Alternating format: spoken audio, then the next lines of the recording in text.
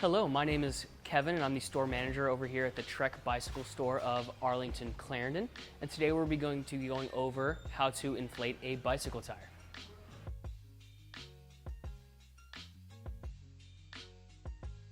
PSI, or pressure per square inch of the tire, can typically be found on the side of the tire. And the way to measure it is to hook up your pump or use a gauge to determine where you are or if you need to inflate your tire some more. The importance of pumping up your tire pressure can really affect your ride. So if you have your tire pressure a little bit too low, the ride can feel really sluggish or even cause a flat while you're riding. If you push the pressure too high, it's very possible you could cause a blowout, or the ride quality can be really harsh. And each tire is different and your ride quality will be dependent on the tire. So that's why we have to make sure that it's important to check our tire before each ride. So there are two main types of valves that are used in the United States to pump up your typical bike tire. The first of which is a Schrader valve. It kind of looks like the valve on your car tire. It's a little bit older on cheaper bikes or hybrids, and pretty much you just take off the cap, you insert the pump head, and you can pump up your tire. The other type is not as common, but typically found on road bikes or higher end hybrids and mountain bikes. This is a little bit more difficult to pump up. You take off the dust cover, you unscrew a little valve end, and then you're able to insert the pump head.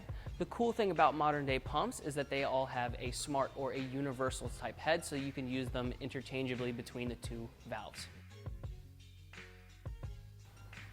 All right, the steps to check and increase the pressure of a Schrader valve begin with starting with the tire itself. You're going to take the dust cover off of the Schrader valve. From there, you're going to take your floor pump. You will insert the head onto the valve end, in which you will open up the lever to create a seal. From there, you check the gauge on the pump of how much PSI it has on it. From there, you will inflate the pressure to the recommended on the side of the tire. When you are completed, you will release the lever, pull the head off, in which you are able to then put the dust cover back onto the valve, and you'll be ready to go.